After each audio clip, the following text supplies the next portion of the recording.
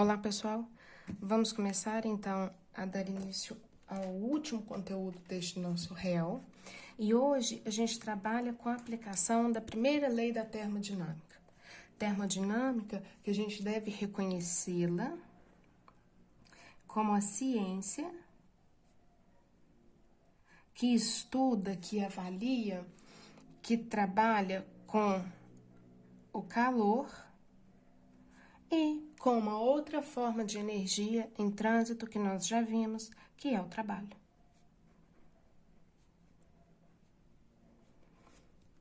Nesse sentido, se a gente já reconhece a termodinâmica como a ciência do trabalho e do calor, não é surpreendente, então, que se nós quisermos avaliar uma alteração, uma variação de energia qualquer em um sistema, esta variação ela é dada pela alteração na quantidade de energia na forma do calor, mais aquela quantidade de energia na forma de trabalho. Quimicamente falando, se nós estivermos considerando energia na forma de trabalho, normalmente esse trabalho ele é descrito como uma grandeza que atua em função das variáveis P e V.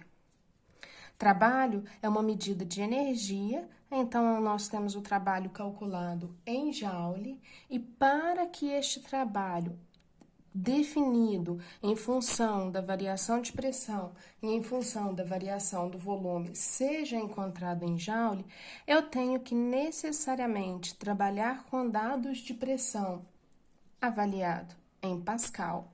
E aí, se a gente decompõe essa unidade, a gente encontra que ela é descendente da correlação entre massa, distância e ainda tempo a menos 2. Mas, para além de trabalhar com a pressão dada em Pascal, eu preciso também avaliar o volume em metros cúbicos. Meninos, a gente já viu bastante no nosso vídeo passado que este Qzinho pra gente representa variações de energia que são alteradas na forma de calor. Por fim, eu preciso ainda ressaltar esse ΔE aqui, que eu preferi chamar de variação de energia mesmo, mas que está relacionada à variação de uma energia especial, que a gente chama de energia interna, e cuja literatura cita como ΔU. Como nós não vamos trabalhar afinco com ΔU, eu preferia deixar a variação de energia mesmo, já que, muito embora todos eles tenham representações diferentes, nada mais são do que maneiras diferentes de se expressar energia. Mas a gente precisa continuar desenvolvendo um raciocínio relacionado ao nosso trabalho. Então, vamos fazer o seguinte. Olha, com relação ao trabalho, eu posso ter duas formas de se avaliar a variação PV. A primeira delas, que nós vamos colocar aqui, eu vou trabalhar PV se nas minhas condições reacionais eu tiver um sistema em que a velocidade, o volume seja constante. Se eu tenho condições em que o volume do meu reator ele é constante, eu vou chamar de variação ΔU, uma variação de energia que é igual à quantidade de trabalho definida agora a volume constante, a quantidade de calor a volume constante, mais a quantidade de trabalho agora a volume constante. Só que vamos fazer um rascunhozinho aqui. Trabalho é definido, vou colocar aqui, ΔU vai ser igual ao calor a volume constante, mais trabalho, que é P ΔV. Como o volume é constante, o ΔV vai a zero. Logo, eu tenho uma situação, quando trabalhada a volume constante, que a variação da energia interna, ela coincide com a variação de calor nesse volume constante. Agora, se eu não quiser trabalhar com volume constante, eu posso trabalhar com uma outra unidade constante, que se trabalho é PV, V constante já está aqui, então agora a gente vai trabalhar se for a pressão constante. Se for a pressão constante, é interessante a gente observar que essa aqui é a condição que a gente tem nos testes de laboratório que a gente faz, já que a gente trabalha a pressão atmosférica ou perto dela. Se a gente trabalha a pressão constante, eu vou colocar esta mesma expressão matemática que correlaciona a variação da energia interna com as quantidades de calor e as quantidades de trabalho. Só que agora calor a pressão constante e ainda o trabalho a pressão constante. Agora mais, embora seja realizado a pressão constante, nós vamos colocar que este trabalho ele é realizado pelo sistema.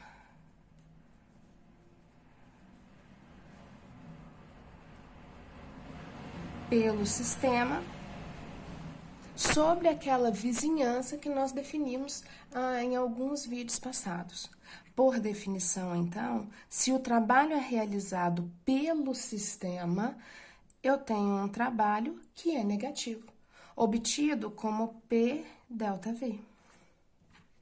Então, a minha equação, ela precisa ficar um pouquinho reorganizada, em que a variação da energia interna vai ser dado pelo calor a pressão constante, mais trabalho, só que o trabalho a gente já definiu que é menos P ΔV. Eu vou agora separar o calor a pressão constante de um lado da equação e deixar as outras variáveis juntas, de tal forma que eu vou deixar o calor aqui, então calor a pressão constante, vai ser igual a ΔU, vou passar PDV para o lado de lá. Tá menos aqui, passa para lá, mais P ΔV. E aqui eu tenho a expressão quando eu quero trabalhar com variação de energia interna a pressão constante. Meninos, agora eu vou colocar de cá uma outra função termodinâmica que a gente tem. Definido uma outra função termodinâmica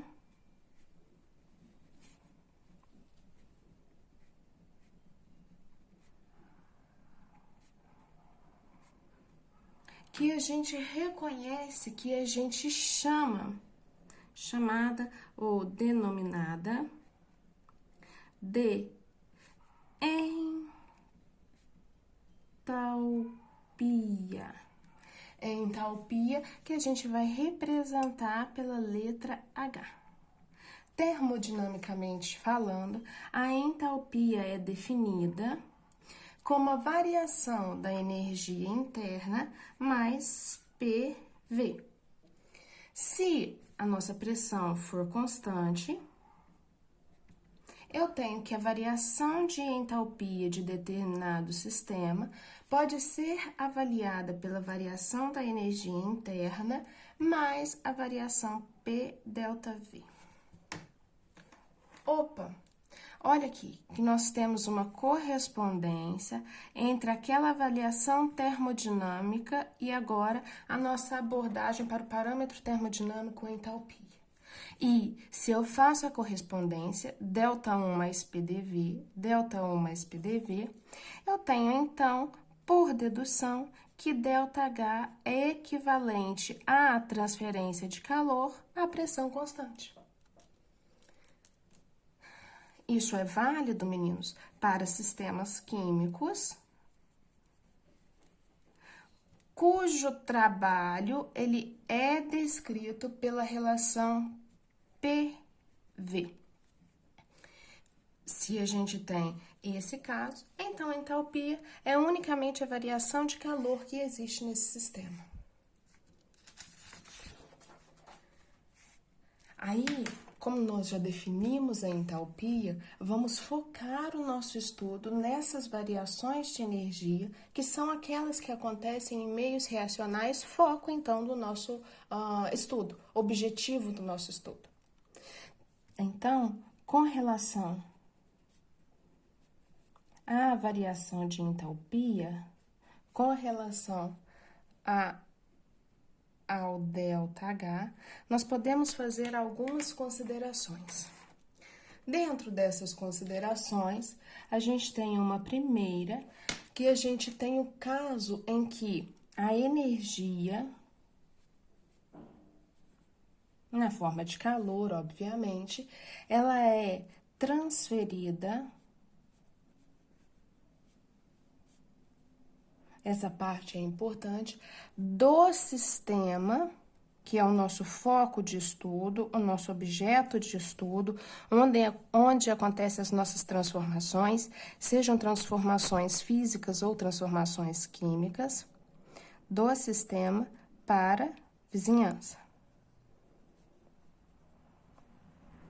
Olha, se o sistema ele fornece calor, fornece energia para a vizinhança, quer dizer que ele perde energia.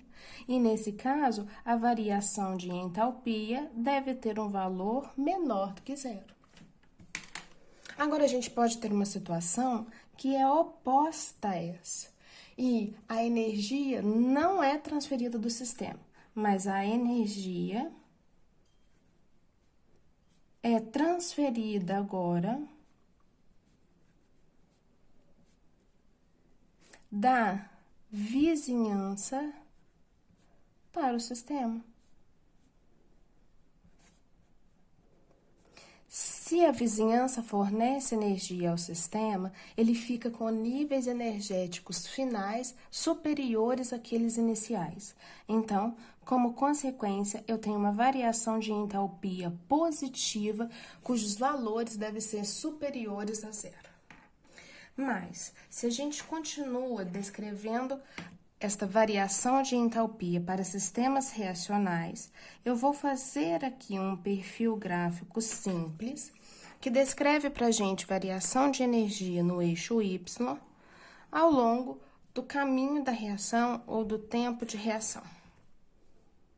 Colocar aqui energia de forma genérica e aqui eu vou colocar um ensaio de tempo. De tal forma, meninos, que o que nós queremos avaliar é a variação de energia desde que eu vá de um ponto R relacionado ao estado energético dos reagentes até um outro ponto aqui embaixo relacionado ao estado, a quantidade de energia presente nos produtos. Eu tenho alguns caminhos que eu possa fazer para chegar do reagente R até o produto P. Tenho, por exemplo, esse caminho que é o roxinho, que eu vou chamar de caminho 1. Mas não, esse caminho não é o mais adequado no meu ponto de vista. Eu vou fazer um outro caminho verde, em escadinha, bonitinho, que eu vou chamar agora de caminho verde 2. Mas, meninos, em uma ideia mais direta, eu posso simplesmente traçar um perfil que une, sem outros caminhos, a quantidade de energia relacionada aos reagentes àquela quantidade relacionada aos produtos. E aí, a gente deve se questionar, por qual rota 1, 2 ou 3, a variação de energia correspondente ao ΔH deve ser menor, deve ser a menor ou maior observada. E aí, eu já começo a trabalhar com vocês o fato de que, para a entalpia, não existe ou não importa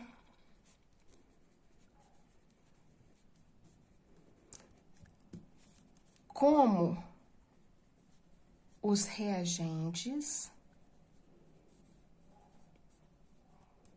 Rzinho, representado neste gráfico, são convertidos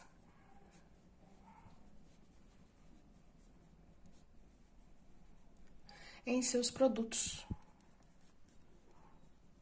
Independente mesmo de passarmos pelas rotas 1, 2 ou 3, os valores, as magnitudes de ΔU e ΔH serão dependentes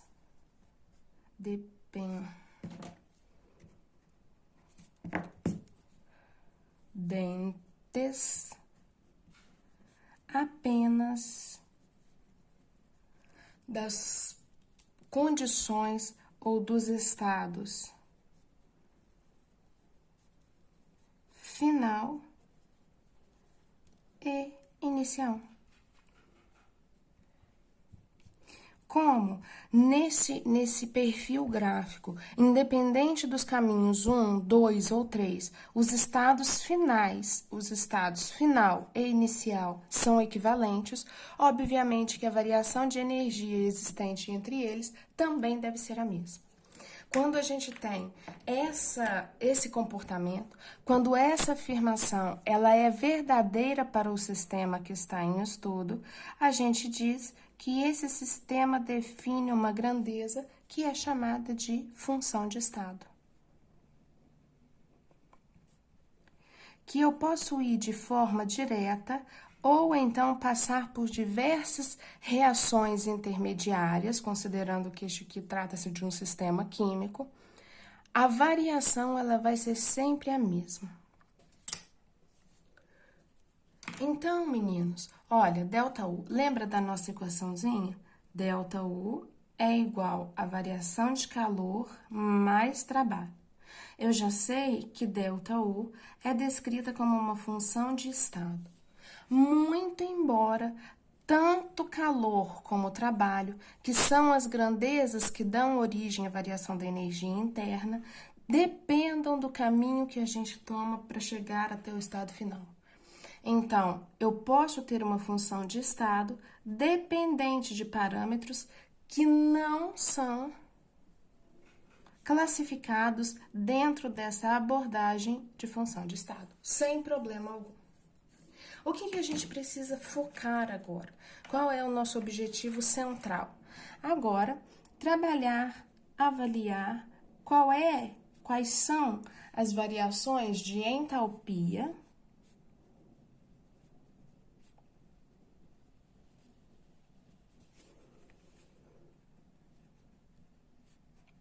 aplicada onde nós gostamos de trabalhar. Nas reações químicas, uma vez que nós já avaliamos a variação de entalpia ou variação de energia visto para conversões ou transições de fase. Meninos, vamos considerar uma equação química que representa o processo em que uma molécula de água presente na fase gasosa, ela é decomposta em H2 gasoso e ainda mais meio de O2 gasoso. Observem que é importante a gente colocar tanto a identidade da molécula como também o estado de agregação das suas partículas. E quando eu tenho esse sistema, eu tenho uma variação na entalpia padrão da reação, que é dada por mais 241,8 kJ por mol. A gente precisa agora identificar algumas coisas que são importantes quando a gente começar a ler esse tipo de equação. Primeiro, existe um sinal positivo com relação à variação de entalpia e este sinal positivo remete-me a um processo em que o sistema recebe energia da vizinhança e, portanto, nos caracteriza uma variação do tipo endotérmica. Mas preciso avaliar também outros parâmetros importantes. Observem que a gente tem uma variação de entalpia padrão, simbolizada por esta bolinha aqui em cima. A gente lê esse conjunto como a variação de entalpia padrão,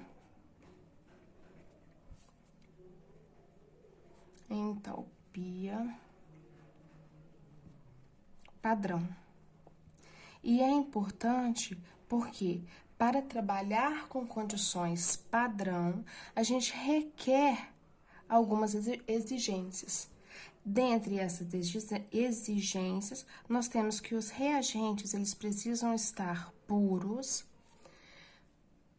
Por sua vez, os produtos também devem estar puros. E eu preciso de mais. Além de ser reagentes e produtos puros, eles necessitam estar numa condição que a gente chama de estado padrão.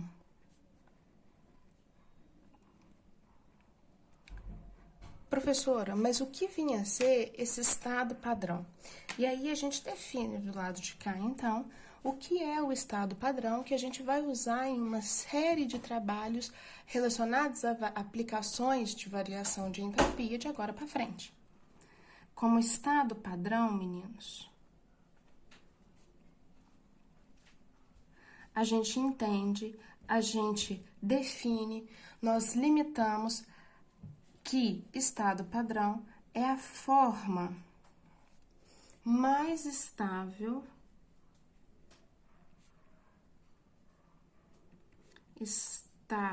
da substância que nós estamos considerando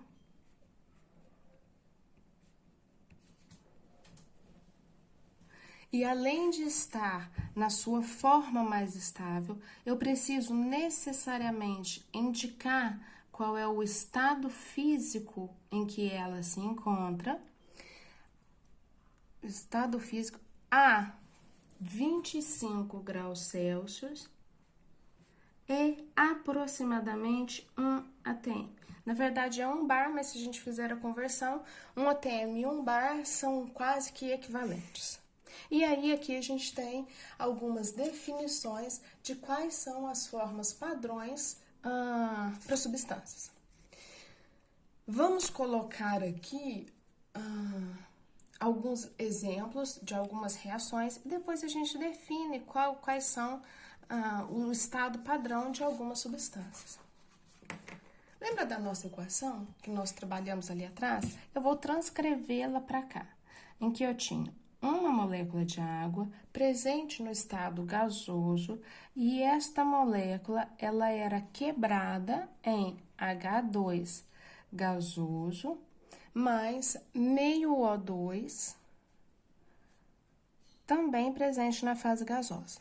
E quando eu tinha exatamente esse sistema, eu tinha uma variação de entalpia padrão para a reação, que era de mais 241,8 kJ por mol.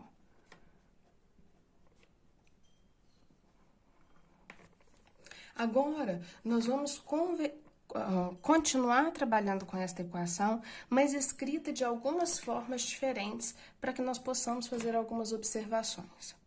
O sinal nós já avaliamos na folha passada. Agora a gente precisa chamar atenção para o fato de que esta variação de entalpia, ela só tem esse valor, ela só apresenta essa magnitude se nós estivermos considerando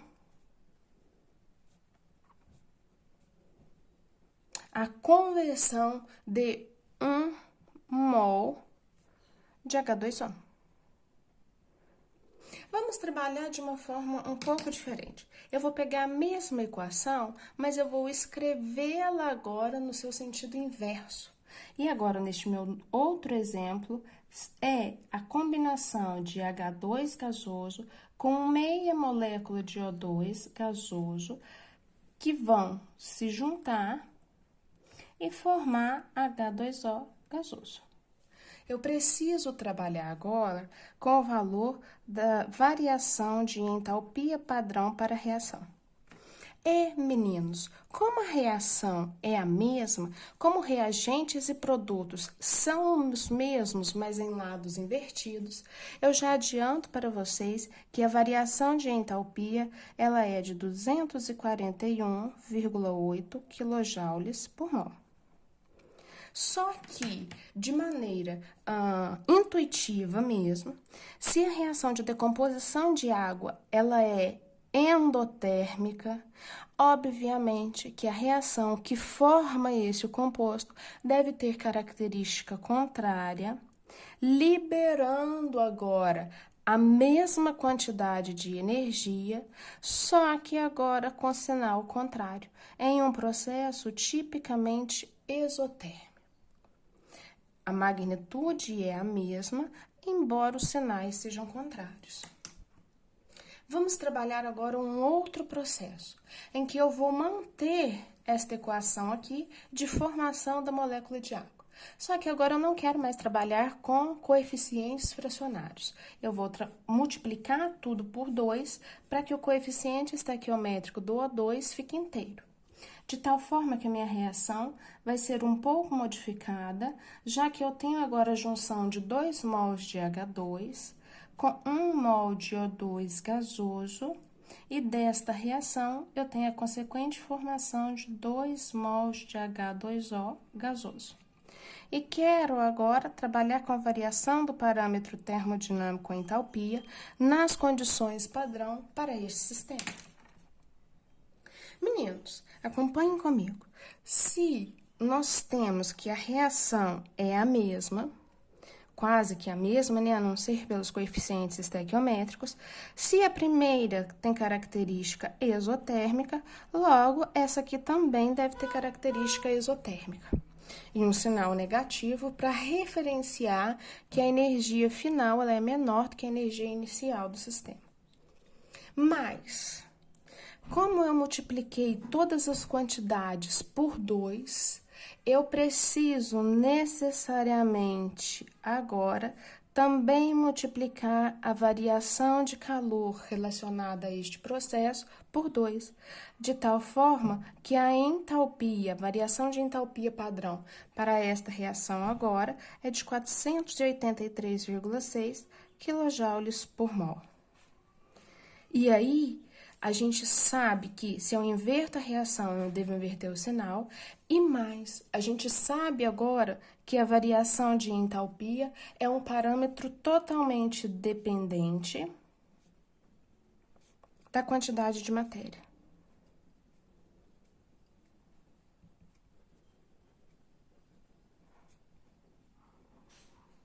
E quaisquer variações estequiométricas que eu fizer na equação, eu preciso fazer a mesma variação no parâmetro relacionado à variação de entalpia. Meninos, vamos fazer uma última abordagem aqui, em que eu vou retomar essa equação aqui de cima. Então, eu vou ter, de novo, H2 gasoso interagindo com meio mol de O2 gasoso, para formar 1 mol de H2O.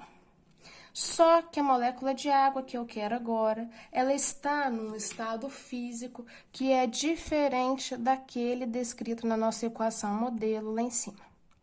E eu quero avaliar qual é a variação de entalpia padrão para esta reação, cujo único parâmetro diferente da equação ali de cima é o estado físico ou estado de agregação das moléculas formadas. E aí, eu tenho que a variação de entalpia padrão para a reação, quando o produto está no estado líquido, ela é de menos, porque obedece a mesma relação de formação de água, só que agora o valor é um pouco diferente e equivalente a 285,8 kJ por mol. Observe, meninos, é necessário, então, quando a gente for resolver os problemas, atentar-se ao fato de que o parâmetro entalpia, ele vai ser dependente da direção da reação que nós estivermos considerando, vai ser dependente da quantidade estequiométrica relacionada na reação e ainda dependente do estado de agregação das espécies químicas. Os 3 fatores essenciais, que eu vou até numerar aqui, para a gente poder não esquecer e relembrar com maior facilidade quando a gente for resolver os nossos exercícios. Exercícios como este aqui que eu passo primeiro para a gente poder trabalhar. Vamos supor que eu tenha uma quantidade de 454 gramas de propano.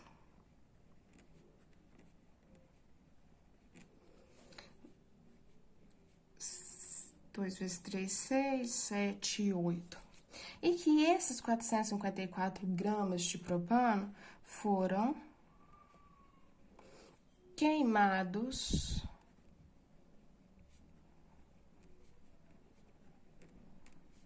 de acordo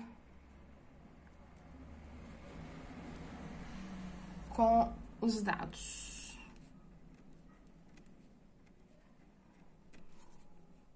Abaixo.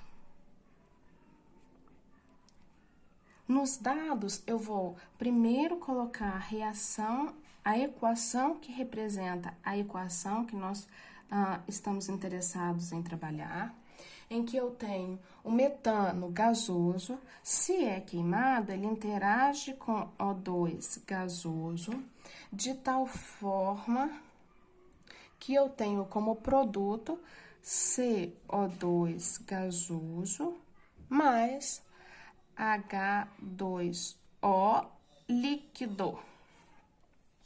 Preciso, meninos, necessariamente balancear a minha equação química. Então, eu tenho 5 moléculas de água que irão formar C3, 3CO2 mais 4H2O. E se eu tenho esta equação tal como descrita aqui, eu tenho uma variação de entalpia padrão para esta reação, que tem um valor de 2.220 kJ por mol. Meninos, vamos fazer uma observação já direta. Toda reação de queima, de combustão, de oxidação, são reações exotérmicas. Então, ali, menos 2.220 kJ por mol. Eu quero saber qual é a variação de entalpia no meu processo.